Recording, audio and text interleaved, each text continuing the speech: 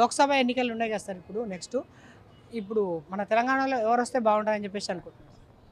లోక్సభ ఎన్నికల్లో ఇప్పుడు కాంగ్రెస్ వస్తుంది సార్. కాంగ్రెస్ ఇక్కడ మా తెలంగాణలో అయితే కాంగ్రెస్ వస్తుంది సార్. కాంగ్రెస్కి ఎంపీ సీట్లు ఎక్కువ వేయడమే మంచిది. ఎందుకంటే 10 సంవత్సరాలు బీజేపీని చూసాము, 10 సంవత్సరాలు టీఆర్ఎస్ని చూసాము. ఇప్పుడు ఎందుకంటే అందరూ బాగా ఇప్పుడు బీజేపీని గెలిపించినా కరప్షన్ పెరుగుతుంది తప్ప అభివృద్ధి అయితే సాధ్యం కాదు సార్. ఇప్పుడైతే ప్రస్తుతానికి ఇప్పుడున్న పొజిషన్లో మరి కాంగ్రెస్కి ఎన్ని స్థానాలు వచ్చే అవకాశాలు ఉన్నాయి? కాంగ్రెస్కి 10 పైనే వస్తాయి సార్, 10కి తగ్గవు. అధికారంలో ఉండమని చెప్పేసి వాళ్ళు ఆ విధంగా నమ్మేసేస్తారంటారా లేకపోతే ఆవి- దాని మీద కాంగ్రెస్ మీద అంటే 10 సంవత్సరాల కేంద్రంలో ఆల్రెడీ బీజేపీని చూశాడు సార్. 10 సంవత్సరాలు ఇక్కడ కూడా టీఆర్ఎస్ని చూశారు. పేరు గొప్ప ఊరు దిబ్బ తప్ప వేరే ఏం లేదు సార్ ఇప్పటిదాకైతే. ఇప్పుడు రేవంత్ రెడ్డి ఒక సంకల్పంతో ముందుకు వెళ్తున్నాడు. దానికి కేంద్రం నుంచి కూడా రాష్ట్రంలో ఉన్న నాయకులు కూడా ఆయనకు ఫుల్ సపోర్ట్ చేస్తున్నారు. కాబట్టి కాంగ్రెస్ ఇక్కడ 10 నుంచి 12 సీట్లు ఈజీ కొట్టేస్తారు సార్. అంటే మీరు చెప్తున్నారు కదా మాయమాటలు చెప్పి అధికారంలోకి వచ్చారని చెప్పేసి అంటారు. ఈ ఓట్ల తర్వాత వాళ్ళ పొజిషన్ సేమ్ ఇట్లే ఉంటుందా? ఇదే పాలన కొనసాగిస్తారా? మాయ మాటలు ఎవరు చెప్పాడు సార్? మాయ మాటలు ప్రతి ఒక్కరు చెప్పేటోడే.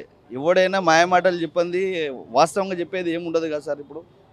ఇప్పుడు నీళ్లు నిధులు నియామకాలు అన్నీ చెప్పారు. ఎవరు పదవి వాళ్ళు తీసుకున్నారు. వాళ్ళ ఇంట్లో 10-15 జాబులు తీసుకొని కూడా ఇప్పుడు యువకులకు ఏం చేశారు సార్? వాళ్ళు ఏం చేయలేదు కదా. ఎవరు వాళ్ళు మాట్లాడుతూనే ఉంటాడు సార్. దాని ఏముంది, ప్రజలకు తెలుసు ఎవరికి ఏం చేయాలి, ఎవరికి ఏం. ప్రజలకు విసుకొచ్చినప్పుడు 10 సంవత్సరాలు ఏంది 5 సంవత్సరాలు దింపేటోళ్ళు వాళ్ళే, ఎక్కించేటోళ్ళు వాళ్ళే. ఎవరు చెప్పినా వారి మాట ఉంటుంది. ఇప్పుడు కాంగ్రెస్ పక్క రేవంత్ రెడ్డిని నమ్మారు కాబట్టి పక్క 10 సీట్స్ నుంచి 10 నుంచి 12 సీట్స్ పక్క వస్తాయి సార్.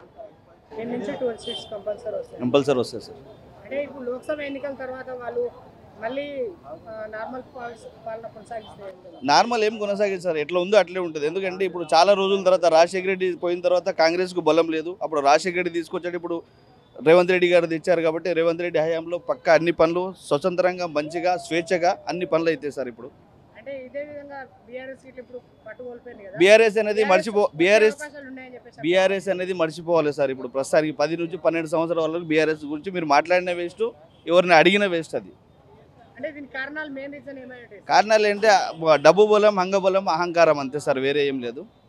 ఇప్పుడు కవిత అరెస్ట్ కరెక్టే అంటారా మీరు? అవును సార్. ఇంతమందిని విడిచిపెట్టి ఇప్పుడు కేటీఆర్ గారిని విడిచిపెట్టి, హరీష్ రావు విడిచిపెట్టి, కేసీఆర్ని విడిచిపెట్టి, వాళ్ళు శ్రీకాంత్ రాజ్యసభ అందరిని విడిచిపెట్టి ఒక మహిళ మీద ఎందుకు పెడతారు సార్? ఏదైనా ఉంటేనే పెడతారు కదా, లేనిది ఎందుకు పెడతారు సార్? రేవంత్ రెడ్డి పాలన ఎట్లుందని చెప్పేసి సార్ ఇప్పటి కాదైతే అభివృద్ధి చెందాలా సరే వచ్చి 3 నెలలు అయింది. ఎంబడే మళ్ళీ రాజ్యసభ పాలన. ఇప్పుడు ఆల్రెడీ ఎంపీ ఎలక్షన్స్ వచ్చాయి. టైం కావాలి కదా సార్ దేనికైనా. ఇప్పుడు సదురుబాటు చేసుకోవాలి. ఇంకా కొన్ని మంత్రివర్గం ఇంకా డిసైడ్ కాలేదు, అవి మొత్తం చేసుకొని ఈ ఎంపీ ఎలక్షన్ తర్వాత అసలు ఇంకా రూట్ ఉంటుంది.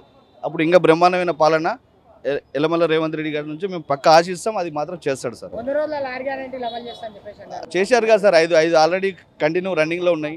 6 గ్యారెంటీలో 13 ఉన్నాయని చెప్పేసి అంటారు. ఉంటాయి సార్, 13 కాబట్టి 20 ఉంటాయి.